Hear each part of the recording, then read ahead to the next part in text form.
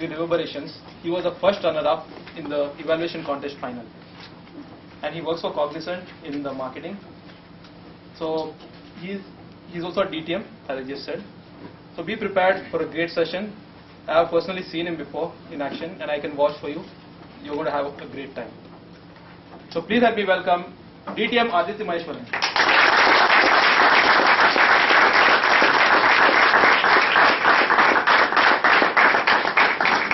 So he has vouched for me. So in case you don't like the session, you know who to contact, not me. Right, thank you so much for that. So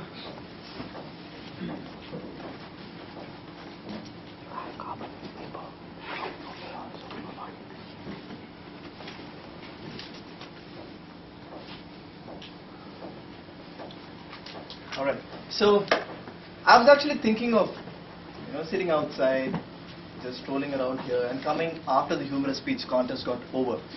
But then something told me to come inside and see how the last few speakers actually delivered their speeches. And it was an amazing experience, especially the last speaker, Vijay.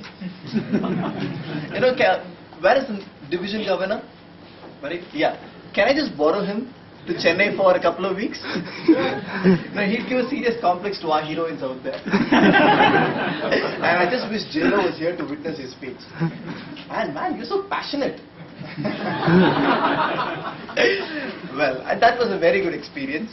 But now coming to evaluation. Today morning when I went into the flight, I was dozing because I got up at 5:30 today. That's very unusual for me.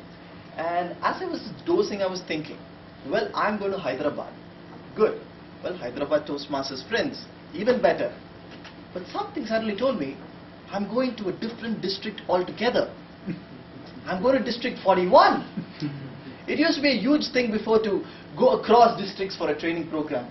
But now districts is just 1 hour away by flight.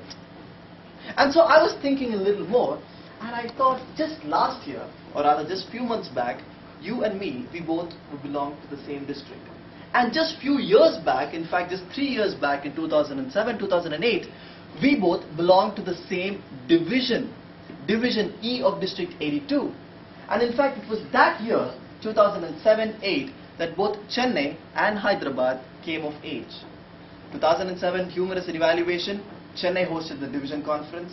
2008 International and Table Topics, Hyderabad hosted its first division conference. And that is when the process called Toastmasters got kick-started in both our places. And as the flight took off, I was wondering how in a matter of 3 years can 2 different states in one division become 2 different districts altogether. And something told me that this particular program called Toastmasters has certain differentiators that makes this possible. There's no other speakers forum in the world which can grow such exponentially as this. And one of the main differentiators in Toastmasters is the art of evaluation that we give. Believe me, I've been to many speakers forums, but this is the only forum where we encourage evaluation to such an extent. Toastmasters, where leaders are made. Toastmasters, where evaluators are born. Sir, can I have your name? Padma Kumar. Can you just evaluate the speech I gave here on stage?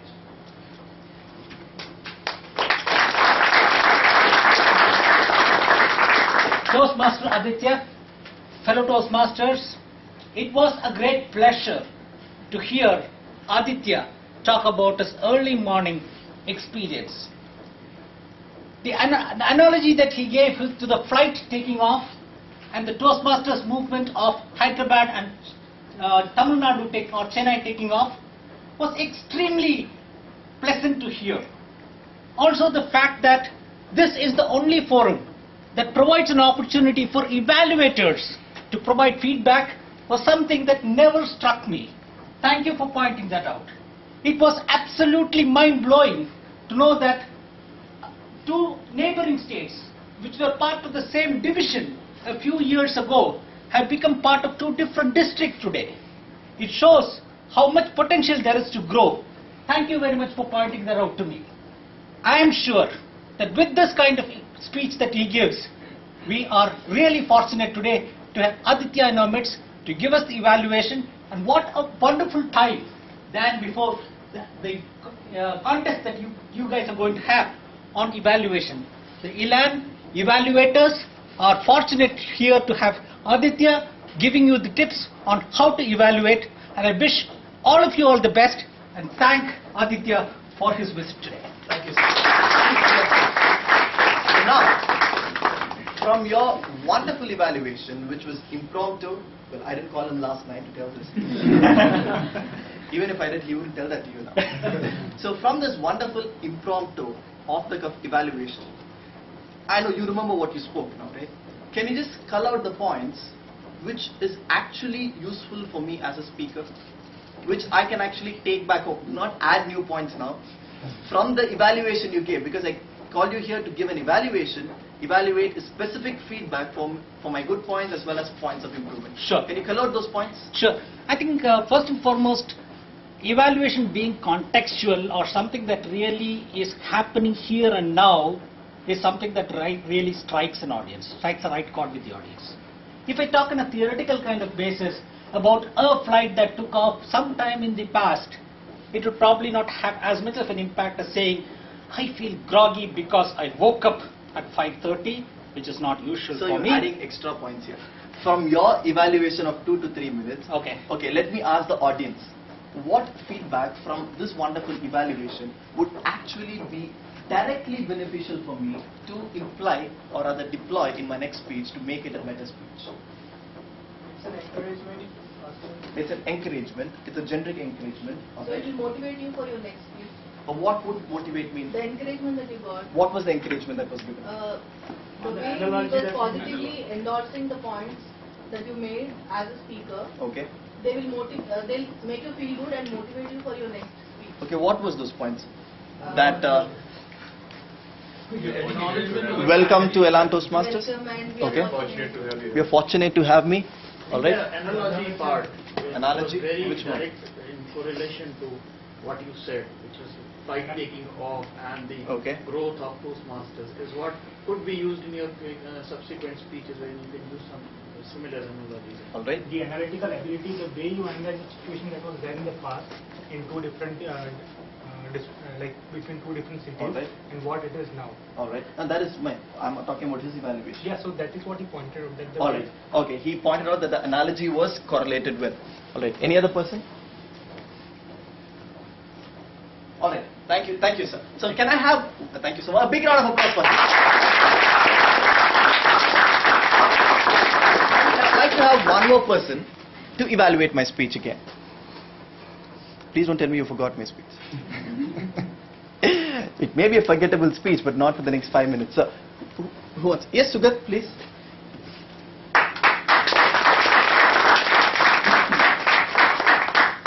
Could I have the timer flag, sir? But you want a timer flag? Okay. Yeah. 10 seconds green, 15 amber, 20 red. One timer Just me. kidding. So 30 seconds would be green, 45 amber, and 1 minute is red. Is that okay for you? Great. Start.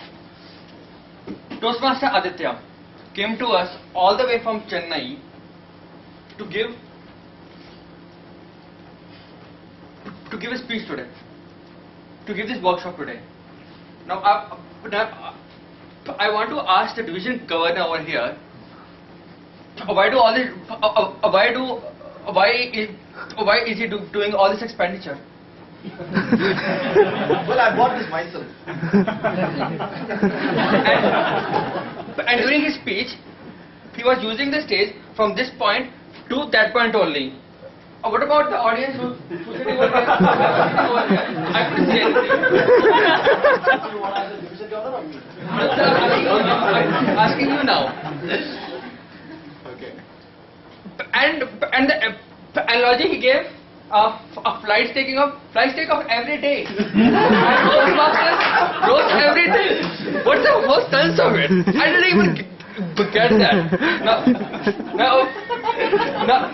But now tomorrow people say that we go to the Coca-Cola machine and the Coke was pouring and Toastmasters are pouring all around the world.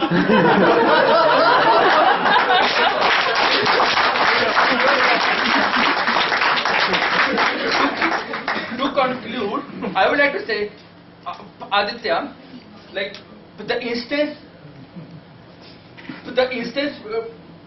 we were asked to give this workshop, you must have used the core value of frugality and done this workshop as a video conference over here.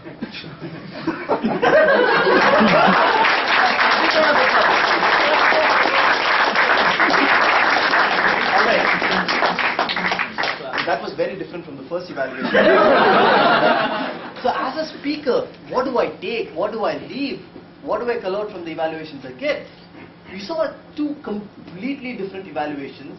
In fact, thank you so much. It's very beneficial for this workshop because I wanted two different evaluations. So can you tell me what are the points from Sugandh that's going to help me become a better speaker in future? You can use the stage, along the stage, your statistic. Well, he said that I was concentrating, from the lectern till around the middle of the stage. I could have maybe gone this side. Cool. Any other point? Before the motivation is gone. It was completely negative. Yeah, as Craig Valentine would say. The negative point, it was lacking kind of motivation first. Right. You as a speaker, you wouldn't accept him as a value. He was like a non-motivational speaker. That's what Craig Valentine said. So yeah, yes sir. You saying something? All right. Yes. If you are not a DTM Huh. and just a budding Toastmaster, you would be afraid to give speeches after it. All right. That is a good point.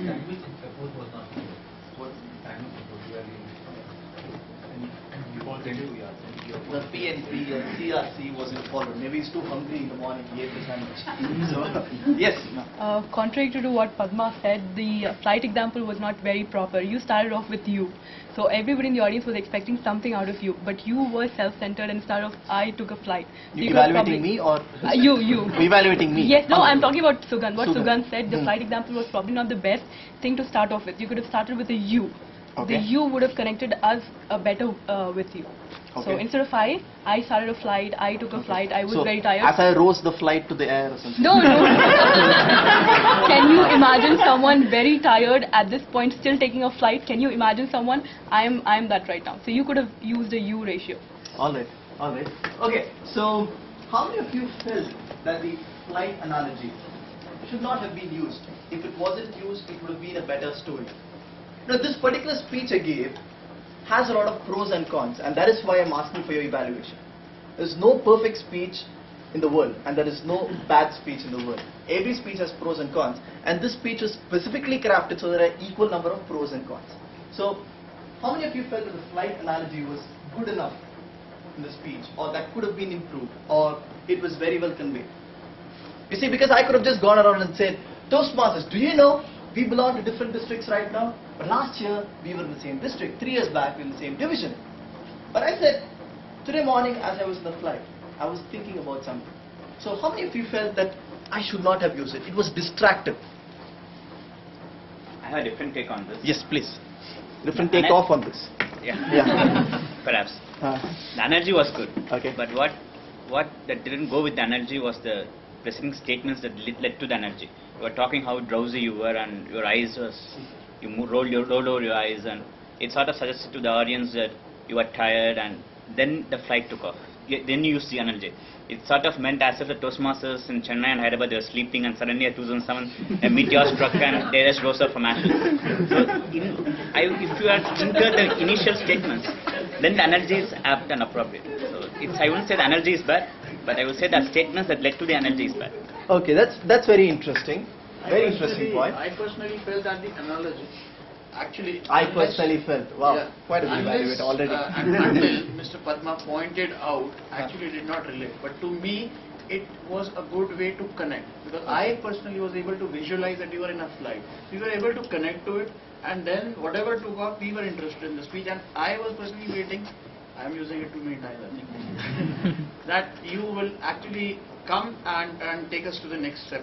When you say, okay, now I have come here and I am very energized, though I was very sleepy in the morning, I thought that would be the next part of your speech. So this is what TM does or things like that. So I think analogy, I didn't think about that as an analogy until Padma mentioned, but I could visualize you in the flight and then how you were.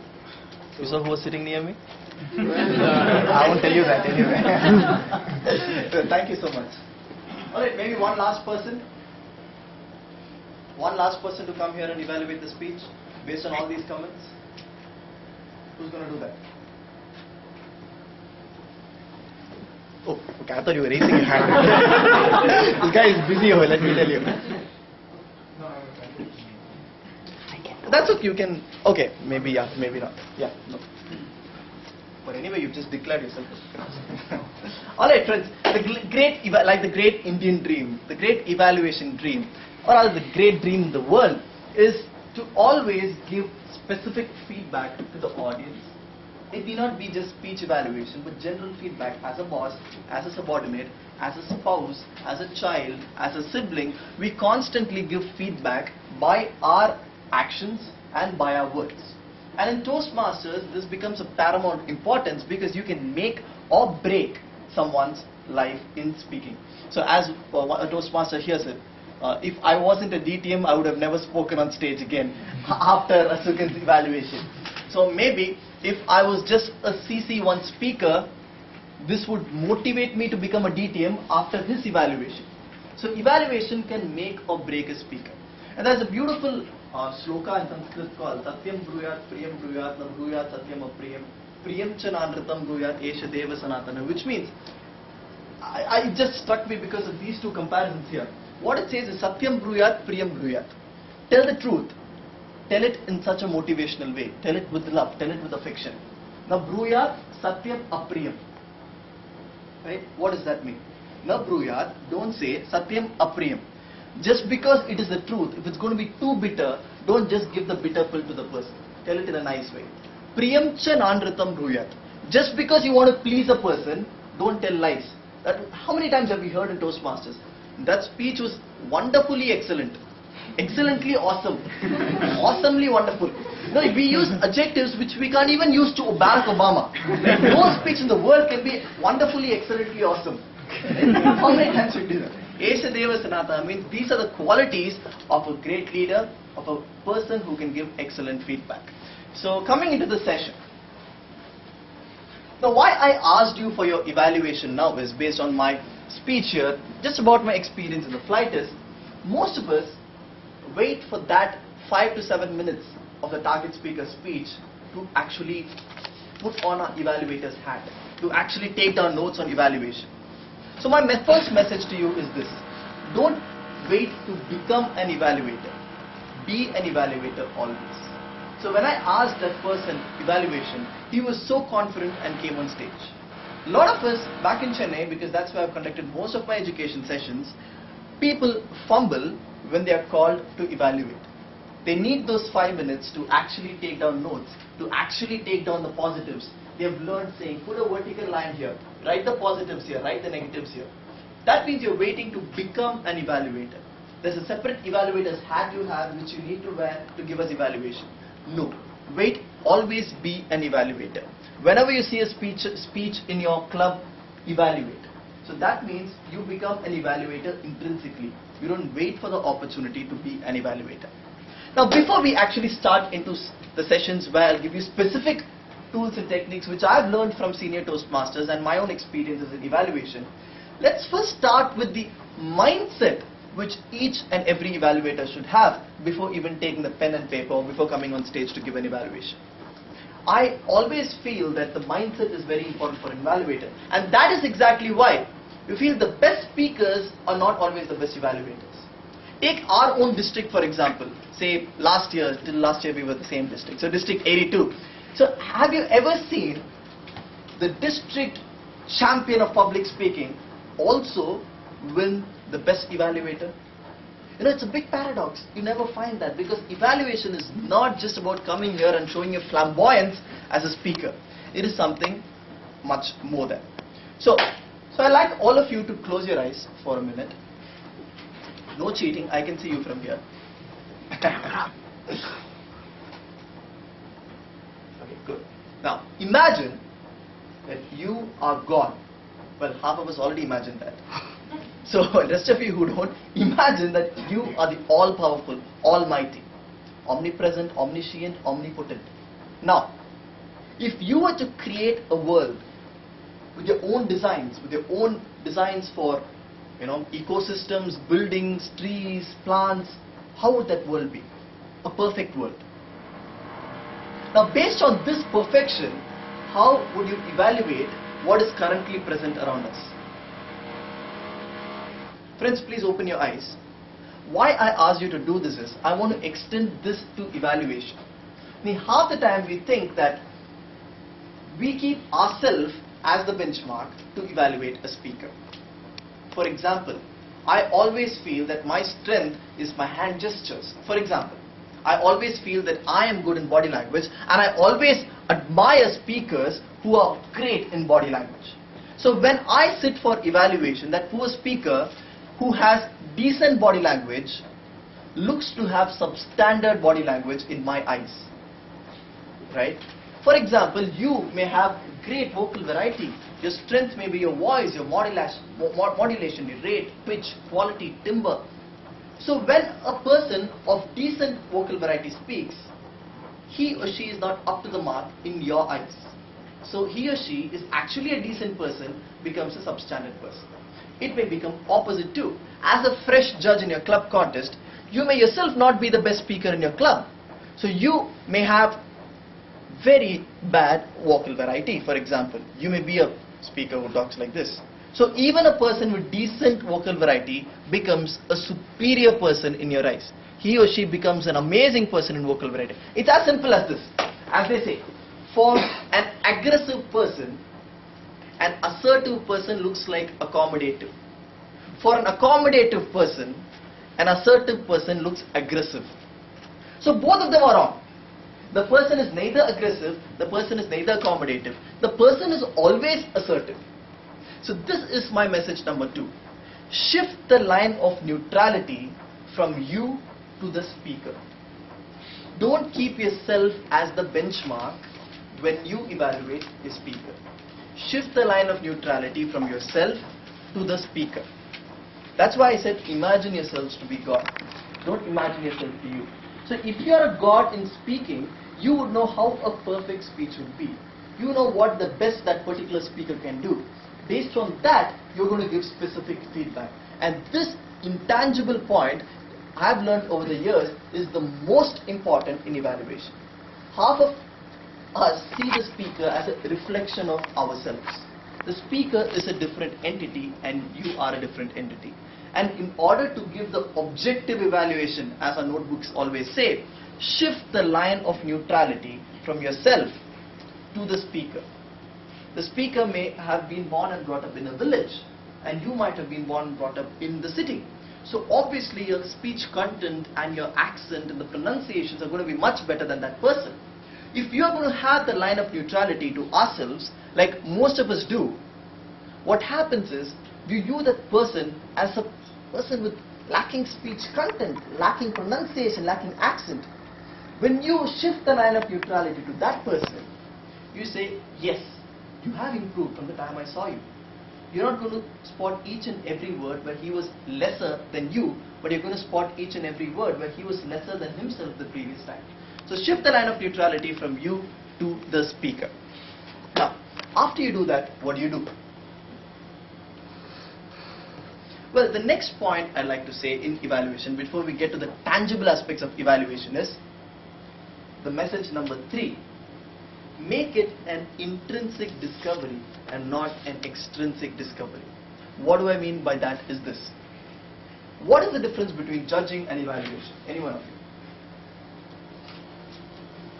The judge makes a decision like good, bad. Again. And then by evaluating, evaluating will bring out the negative points, make them overcome the drawbacks and make them better. When you judge, you just give out a judgment saying it's good, bad.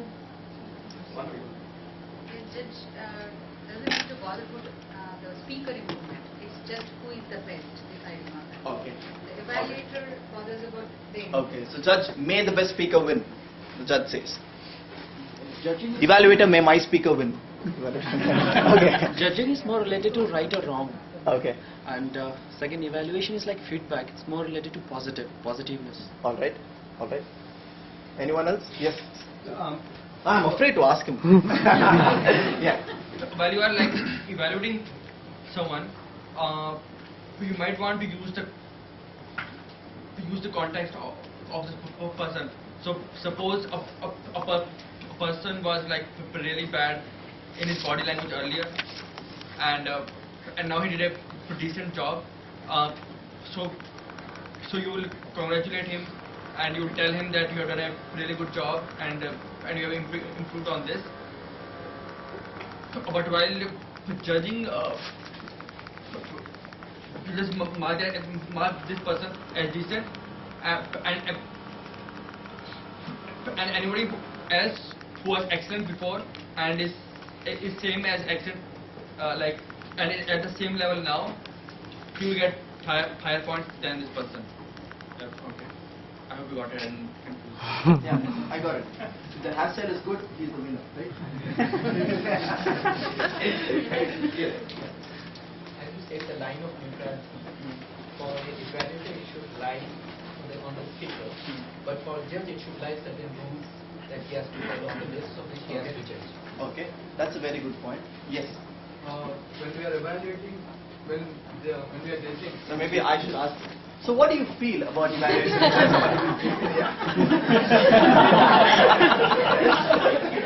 When we are judging, we look at who is the best, and when we are evaluating, we are looking at how he can become the best.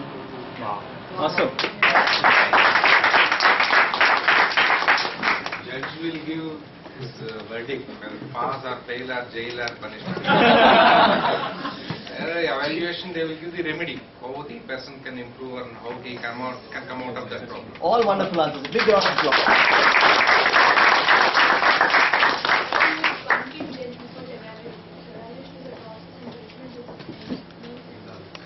Judgment is a result, evaluation is a continuous process. Yes. For winner, judge looks like a good teacher. For loser, judge looks like a bad teacher. But for evaluate, in both cases, loser or winner, evaluator looks like a friend. Wow. Jan coming up. Yes. After that, he's afraid to tell his point. It's okay. Judging is always subjective. Evaluation is subjective. Wow, I completed the blank. Nice, all of you are going for good rhymes and other things. All. Where's Harsh? Your impact, is it? Too many poets out there. Exactly. So, make it an intrinsic discovery and not an extrinsic discovery is as simple as this. So, as a judge, you are comparing a speaker, whether it's right or wrong. Your role is to compare that speaker with the other speakers in that particular contest or in that particular system, and then rate the speaker in comparison to the others. So it's more of an extrinsic discovery that the speaker gets. Am I better than A, B, C or not? Am I worse than A, B, C or not? It's a discovery with respect to others. Evaluation, make it an intrinsic discovery. All that he is realizing is, am I the best of what I can be? Or am I not reaching the level which I can go to? Many times as evaluators, we compare. We have a target in mind. Our favorite speaker, say for example, Aaron Watson's district speech may be your favorite. And you always feel the perfect speech should be like Aaron Watson. So that also becomes an extrinsic discovery. So you want everybody to talk like Aaron. And then I hit the ball to the 6. Have you watched Aaron's video? Yes. And then somebody says, can I hit the ball to a 6? It's like, no. The way you got to say is, can I hit the ball to a 6? That's not the only way of saying. And, well, a lot of you have watched the video. Good. So maybe Dhananjay's speech, the moonwalk. Right? How many of you there in Mysore? So many of you were there in Mysore. So for me, maybe Dhananjay's speech was the greatest speech I've ever seen, the moonwalk. So I'm going to compare, I'm going to go back to my club. And this poor chap would have just done his engineering in a village and come to Chennai, would be talking. And I would say, compare him with Dhananjay's speech, and I'd say, no voice, no body language, no content, no structure, nothing, worse speech. So always make it an intrinsic discovery and not an extrinsic discovery. Extrinsic discovery can be in contest comparing with the other 4 contestants, or extrinsic discovery can also be you having some benchmark in mind. Say Aaron Watson, say Craig Valentine. Take yourself if you are a very good speaker. But no, make it an intrinsic discovery. So that is the other point which I wanted to make to you.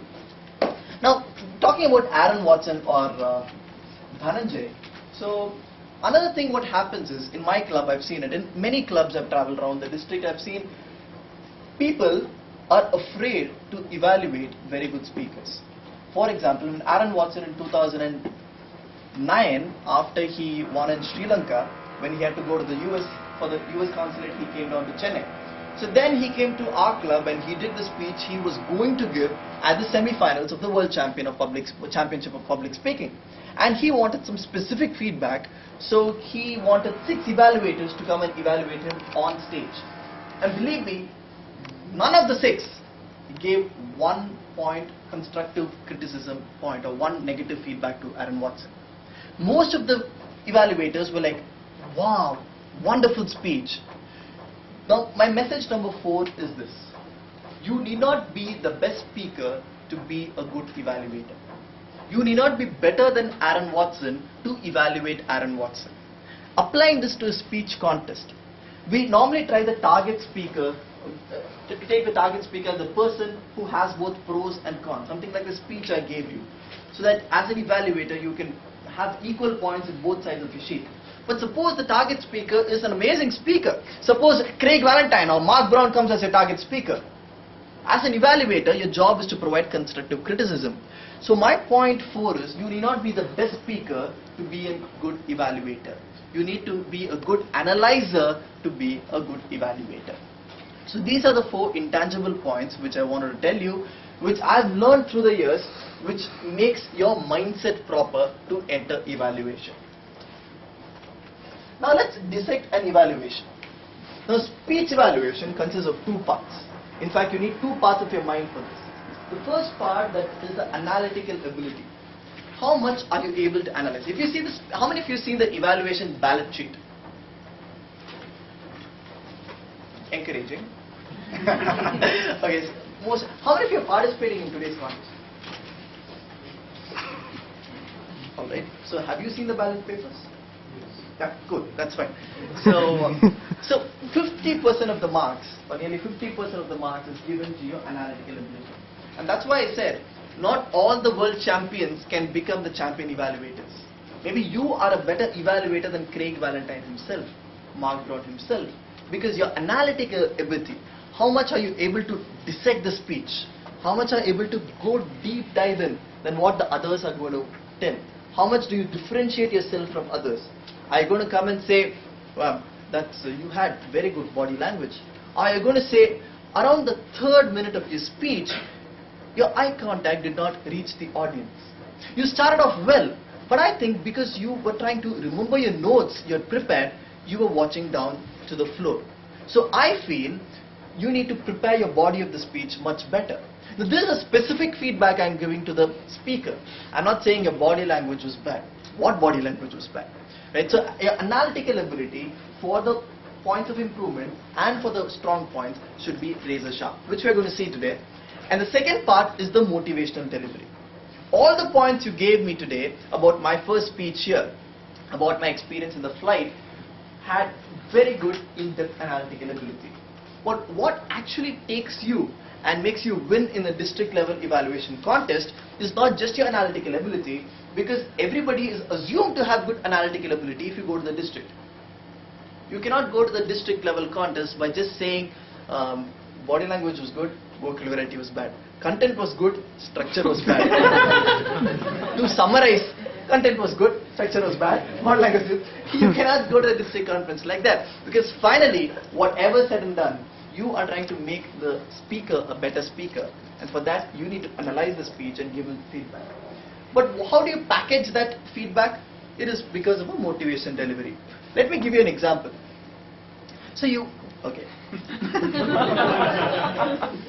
so you work late and you get back home and the dinner is on the table, so you feel, good, The dinner is on the table, not the wife. So good. So you have the dinner, and suddenly your wife comes and sits near you in the adjacent chair. And suddenly you develop a very bad headache. Now, you have to evaluate the situation as to why you got a headache and how to come out of the headache.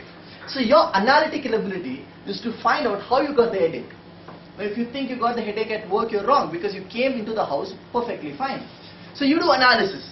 And if not until I took the first spoon of rice, I was proper. Then what happened? My wife came. She sat near me. She started talking, and that's why I got the headache.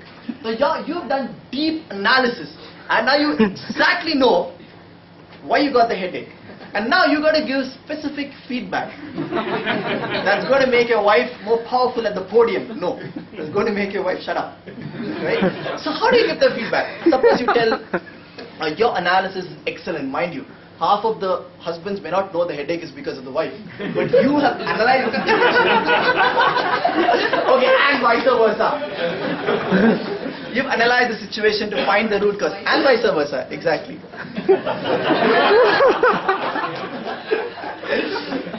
Alright, so suppose I'm that poor guy and I tell my wife, dude, I have a headache. Don't laugh at other sufferings. Alright, so was that recorded too? Yeah. So I tell my wife, see, you're talking too much. That's giving me a headache. Can you please shut up? You know what's going to happen in the next couple of days. Right? See, he's experienced here.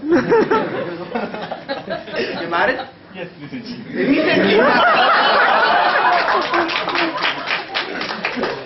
Have you ever got a headache till your life? Yeah.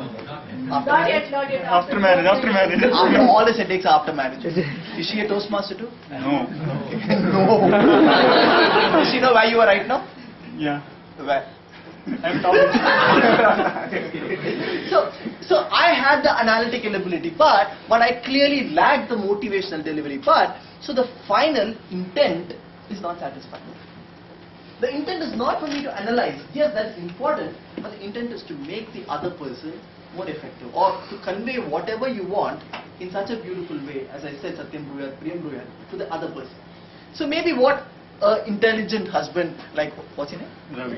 What an intelligent husband like Ravi, well, I have to ask that to your wife actually, but anyway, I'll assume that your intelligent husband would tell his wife is, honey,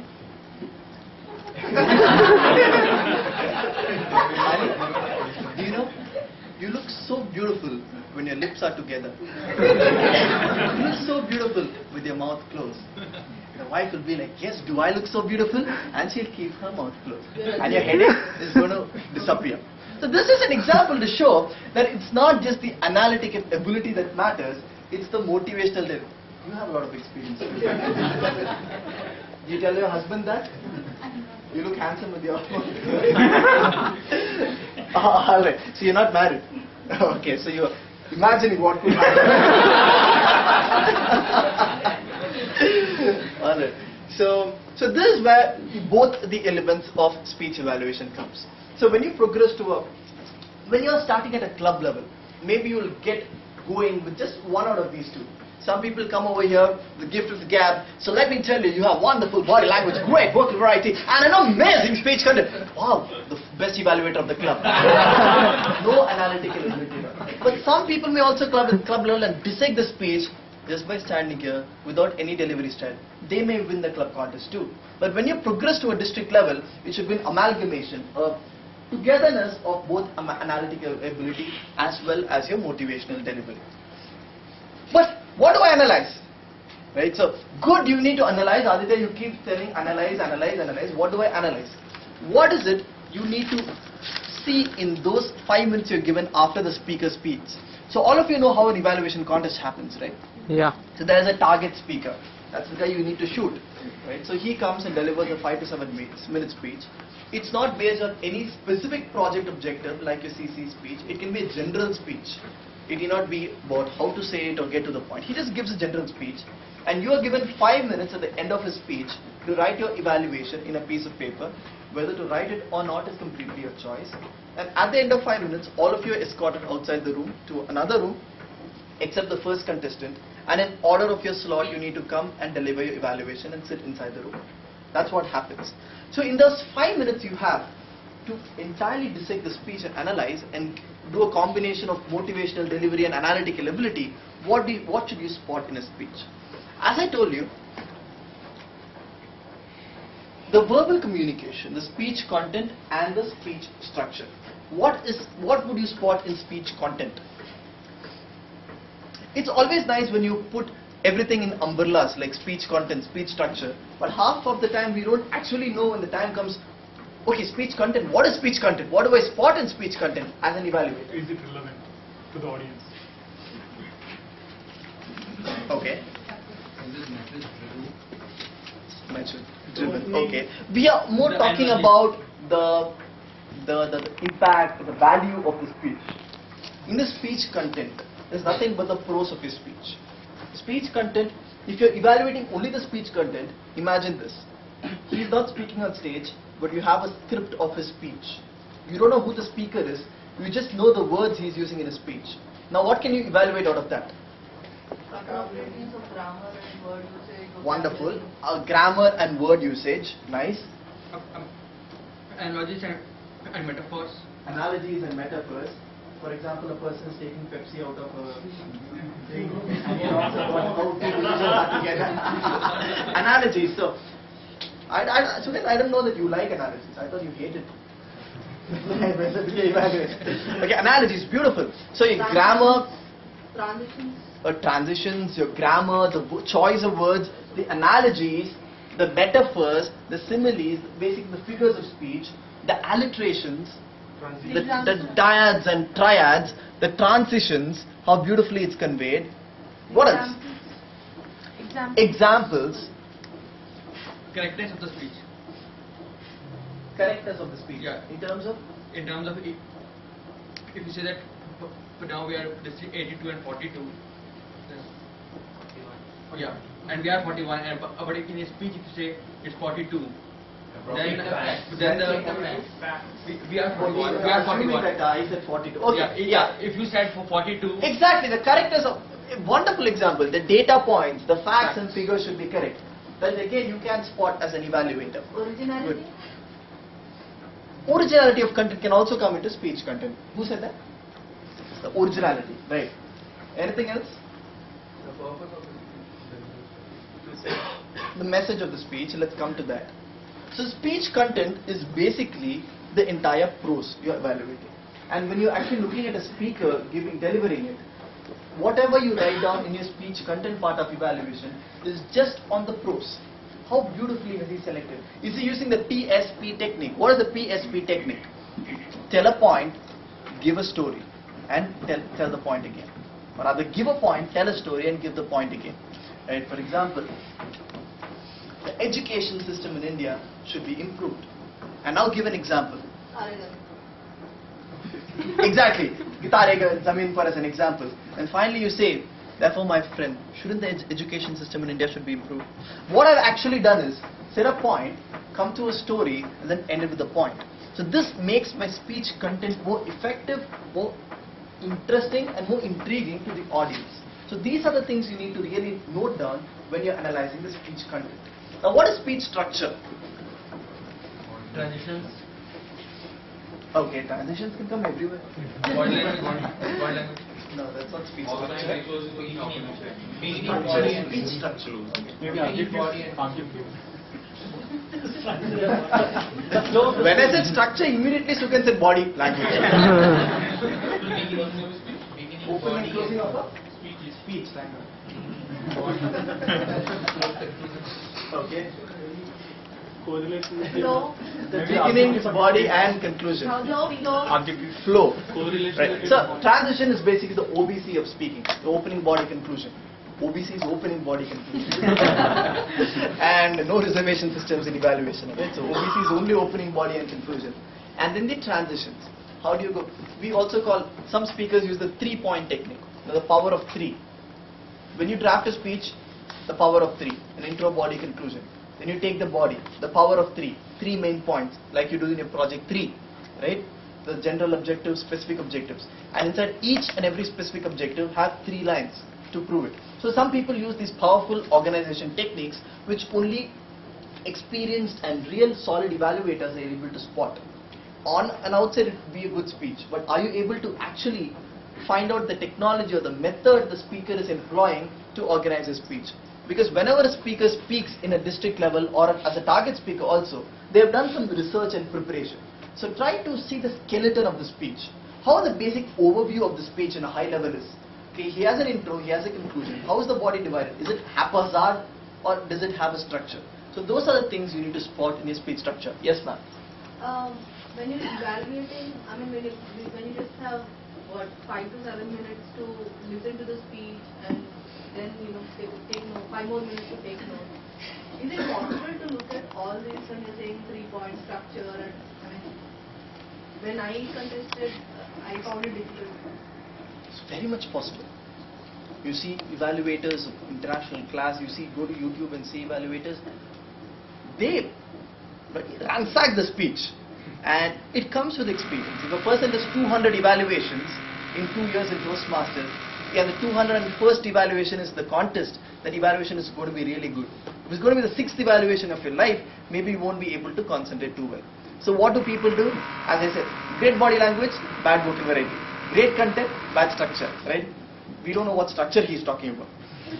So the next is the non-verbal part of communication, right? The body language and vocal variety, our favorites.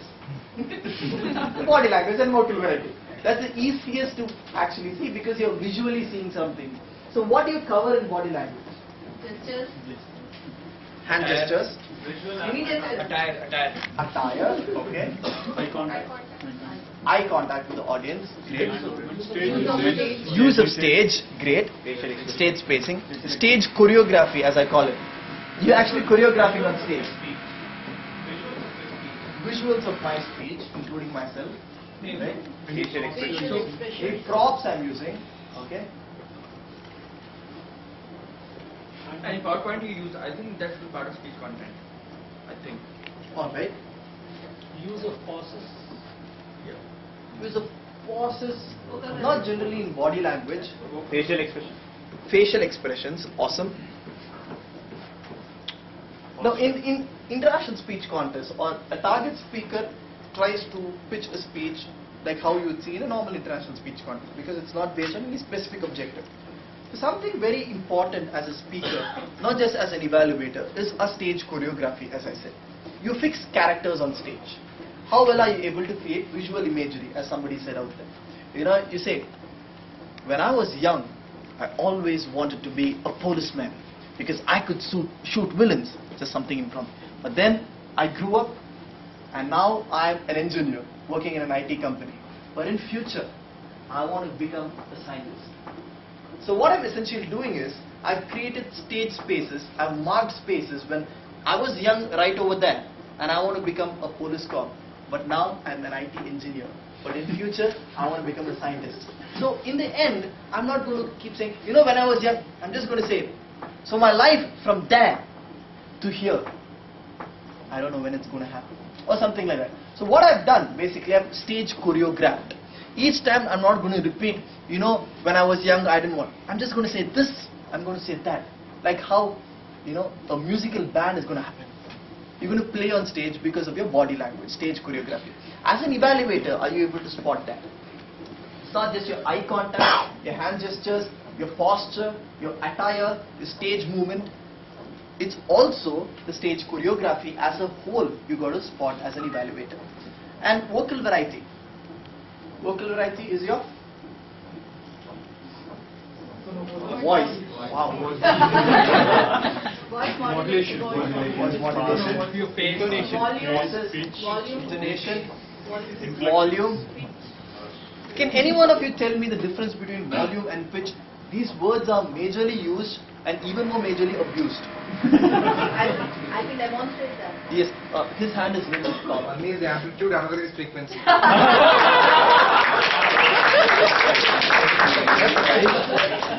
Very true.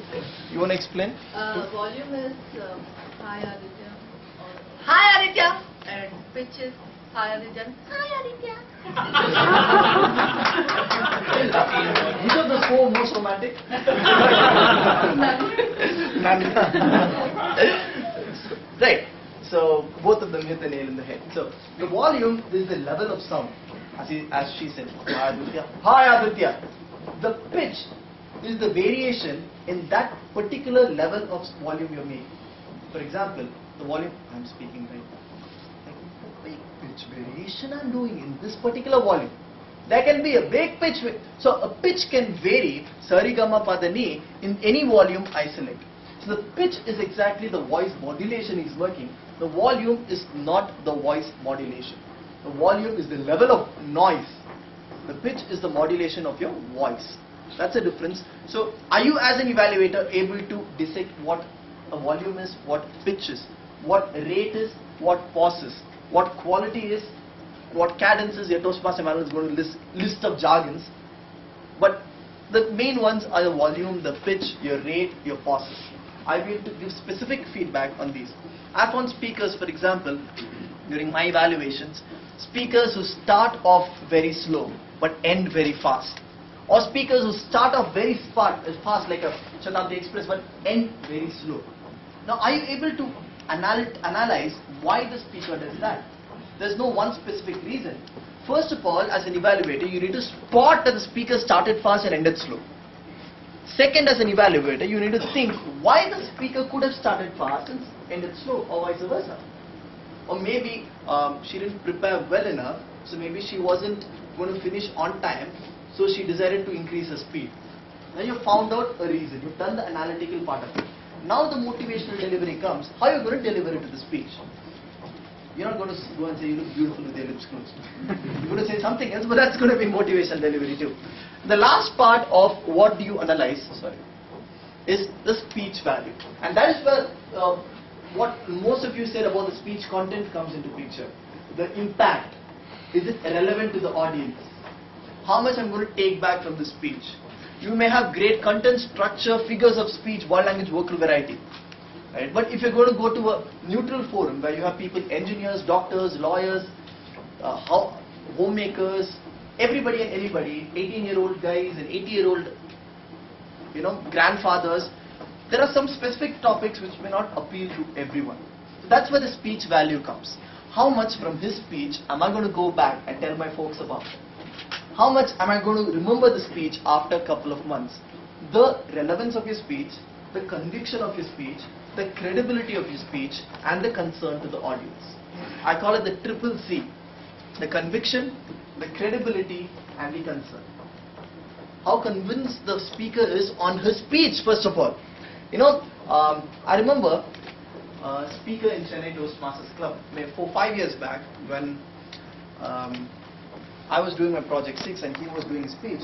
And this guy actually spoke on the problems women face during pregnancy. A guy spoke on? A guy spoke on that. Look at the reaction. At the reaction. Right? So, what is that? Credibility. So, he had...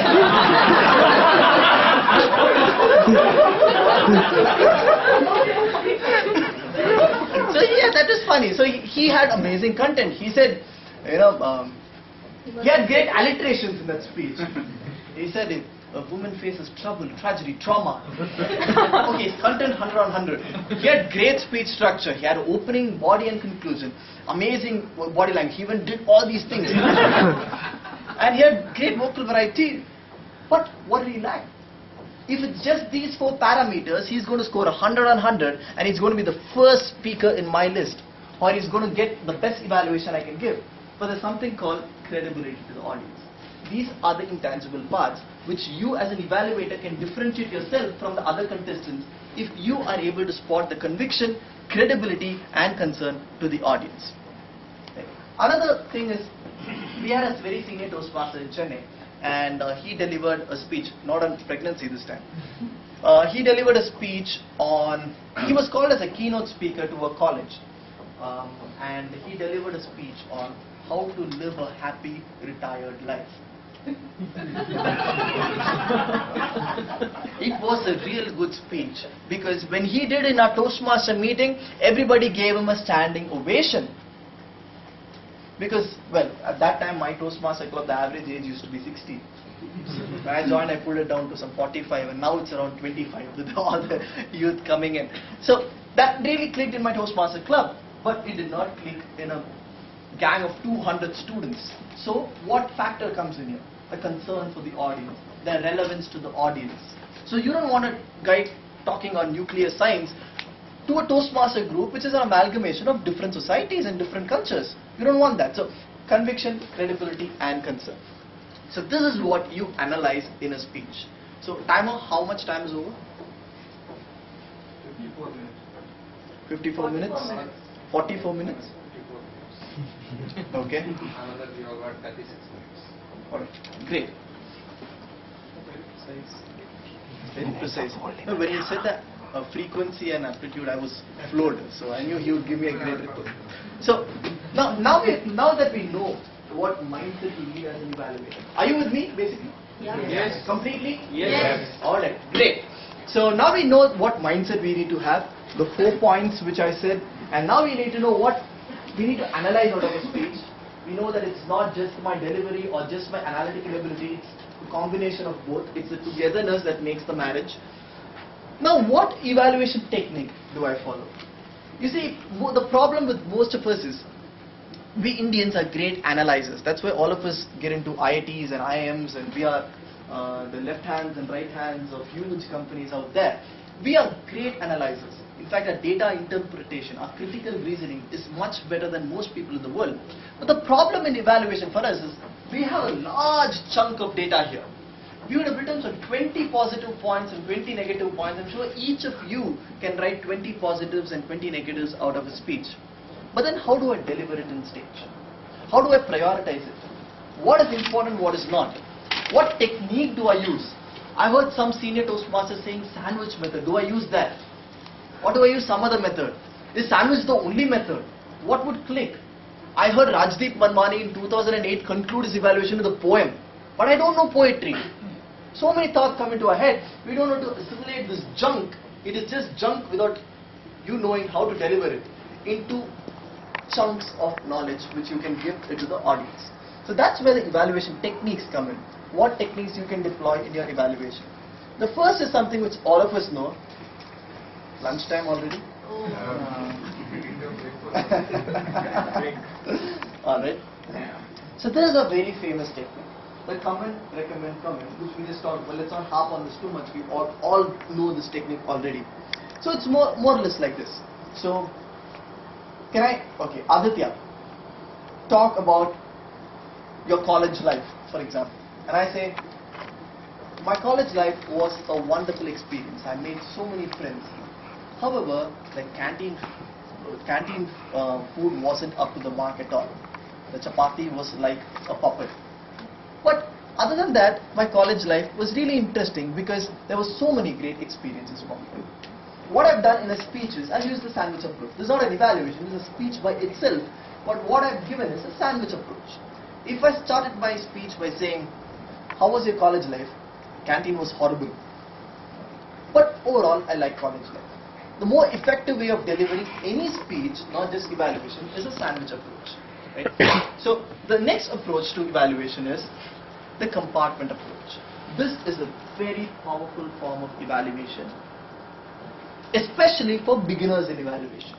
We all tend to go towards the sandwich approach because that is more motivational to the speaker. But when you're starting off evaluation, when you have 20 points on either side, you really don't know how to choose the sandwich approach.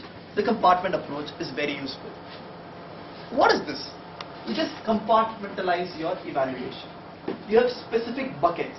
And what are these buckets? As we saw, the structure, the content, the body language, vocal variety. So divide your sheet into 4. And you have specific buckets called structure, content, body language and vocal variety. And as and when the speaker speaks, put each point in one of these buckets. If you feel the speaker has amazing eye contact, put it in the body language bucket. If you feel the speaker was standing at the same space, same place and speaking, put it in the body language bucket. If you feel he had amazing alliterations, put in the content bucket.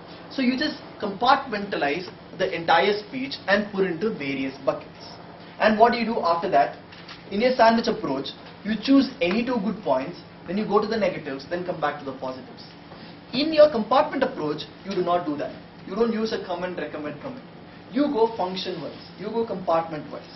So you're going to declare at the beginning of your evaluation saying, today, Toastmaster Ravi, I'm going to evaluate you on 4 broad parameters: your speech content, your speech structure, your body language, and your vocal variety.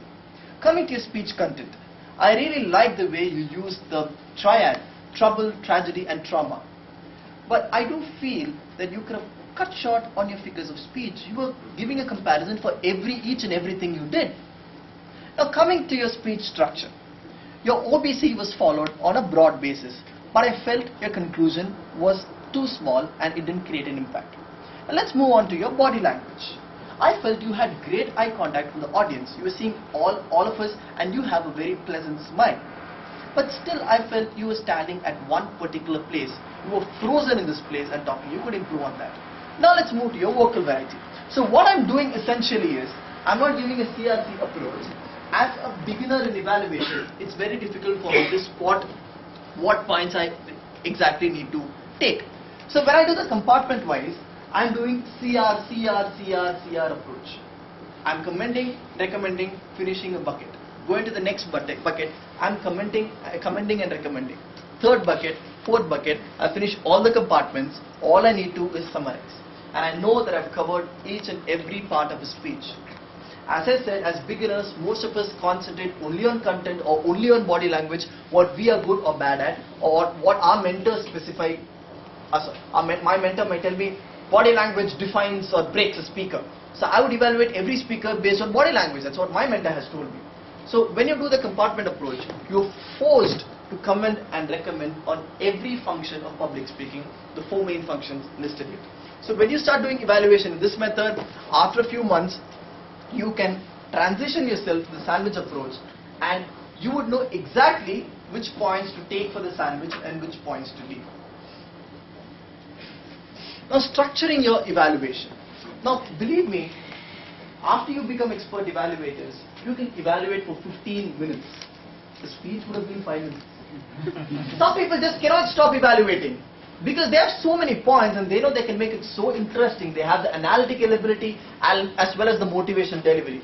They can talk for 15 minutes, but unfortunately, Toastmasters has a time limit of 2 to 3 minutes and you got to finish the entire evaluation in that time. So let's put a timeline about concentrating on your speech context. So you start at the 0th minute and you have 3 minutes, a grace of 30 seconds, but stop at the 3rd minute. Don't go into your grace period unless you just have few words left. So how do you divide this 3 minutes? Let's take a sandwich approach because I urge you to follow the sandwich approach in contests. If you're a beginner and if you really want to make sure you don't miss out points or you don't want to fumble, mumble, tremble and tumble on stage, as they say, you can use the compartment approach. But when we talk about the sandwich approach, the first 20 seconds should be the intro to your evaluation. Never bounce immediately on the speaker saying you're good or you're bad. Introduce. That also makes yourself comfortable on stage because in evaluation you may have notes in your hand, you may not know the target speaker before, and nobody likes to get feedback from a completely unknown person.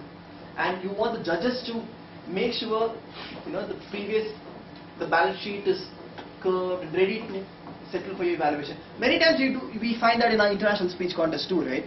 So you come and start with your punchline and judges are still busy folding their sheets of the previous evaluation. So you need 20 seconds to calm yourself and the judges and the target speaker. And then for the next 1 minute or so is the place where you need to come and talk about the positives. 70 seconds, just more than 1 minute. And after that, the next 45 seconds, you can call. All these things are just guidelines, which I have found very effective for my evaluations. So these are just guidelines. For example, a speaker may have predominantly negatives. So you can reduce this to 45 and increase this to 70. But on a whole, the target speakers you would get in your normal club contest or a district contest, you can divide your evaluation like this. And the next 20 seconds after the 45 would be on commenting again. Let's see what we're going to talk on each of these things. And the end is going to be summation. Summation is a very important technique which should be used to get some vital 10 or 15 marks in your evaluation ballot. Alright. We think this is evaluation, but there's something very important which most evaluators mess up in, and that is transitions. You introduce, you go to the positives. You go to the positives, you go to the negatives. How you jump from one compartment to other is called the transitions. Now let's talk about the intro for a bit.